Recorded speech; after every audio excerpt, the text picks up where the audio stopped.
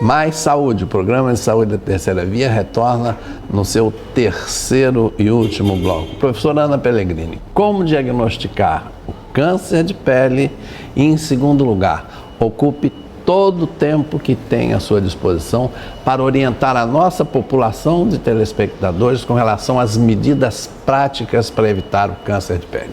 Bom, então, a primeira coisa, a gente tem que observar qualquer crescimento na pele, qualquer alteração de relevo. Geralmente o câncer de pele, ele pode aparecer com uma pequena pápula, uma alteraçãozinha de crescimento róseo, crescimento avermelhado, como se fosse uma espinha. Então, toda lesão que aparece e não cicatriza até depois de 30 dias, uma ferida, uma crosta que também não cicatriza, aquilo ali deve fazer o indivíduo procurar um dermatologista para esclarecer se é um processo inflamatório, uma lesão benigna ou se já é o início de um câncer. E principalmente se você apresentar alguma lesão pigmentada, que são as pintas, que muitas vezes você pode até já apresentar desde o nascimento, fazendo parte de toda a sua história, mas se ela sofrer alguma transformação de coloração, de textura, se a borda se tornar irregular, com um crescimento diferente, então isso deve fazer também buscar a orientação do médico. E qualquer sangramento nesse tipo de lesão, que normalmente se comporta ali de forma estável, porque ela apresenta desde a infância e normalmente aquela lesão não cresce, mas se de repente ela começar a crescer, dar sintoma de dor, coceira, múltiplas cores, então isso não é um bom sinal. A gente tem um ABCDE que ajuda bastante na detecção de uma lesão, principalmente uma lesão pigmentada, que você já apresenta, mas que você muitas vezes fica olhando e pensa assim, não, isso não era assim. Então, a gente tem o A do ABCDE, que é assimetria. Toda vez que você passar uma linha na vertical e uma outra na horizontal, essas metades têm que ser idênticas. Então, quando você tem assimetria, é um sinal de malignidade. O B de borda, a borda das lesões tem que ser regular, tem que ser bem delimitada. Então, quando existe uma irregularidade nessa borda, também não é um bom sinal. O C de cor, a cor da lesão geralmente tem que ser única, homogênea. Então, quando você tem tons diferentes de castanho, áreas avermelhadas, esbranquiçadas, ou um castanho que de repente se tornou enegrecido, também não é um bom sinal. O D de diâmetro, lesões com mais de 6 milímetros. Que é, na verdade, o tamanho de o diâmetro de um lápis.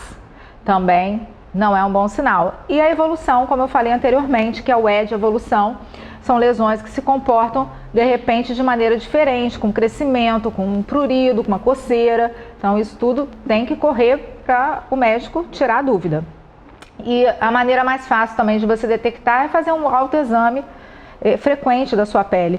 Então, pelo menos uma vez por mês, olhar toda a sua pele, pedir para alguém olhar o couro cabeludo, quando você nota que tem algum crescimento diferente na região do couro cabeludo. Não esquecer dos pés. É muito frequente, às vezes, o paciente ir no consultório, às vezes vai me mostrar uma unha, e aí eu vou olhar toda a pele, porque o certo quando a gente faz o exame dermatológico é olhar toda a pele, não apenas a queixa do paciente. Quando a gente olha, às vezes, a planta do pé, a gente detecta, então, o melanoma. Às vezes, uma pequena pinta que já mostra ali que tem alguma alteração e a gente salva a vida do paciente, porque às vezes aquele paciente não estava nem observando que ele tinha uma lesão pigmentada na planta do pé. A gente tem 3 tipos básicos de câncer de pele, que é o carcinoma basocelular, que é o mais frequente, o espinocelular e o melanoma, que é o mais agressivo, mas felizmente é o mais raro.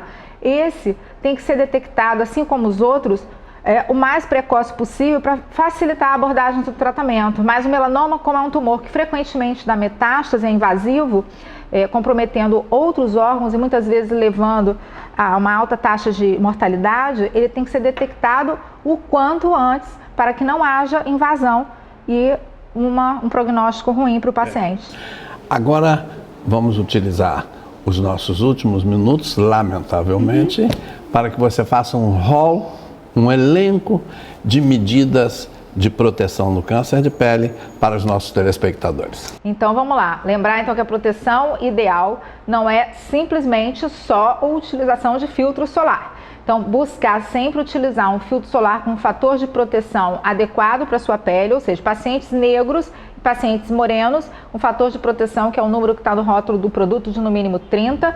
Pacientes de pele muito clara, que tem aquela pele muito sensível, que nunca se bronzeiam, sempre se queimam. Utilizar um protetor solar de no mínimo 50, sempre passar uma camada generosa, porque os estudos mostram que a população passa cerca de 1/3 do recomendado para garantir aquele fator de proteção no rótulo do produto, e aí com isso você vai usar um fator 30, passando pouquinho, você não vai garantir a proteção adequada.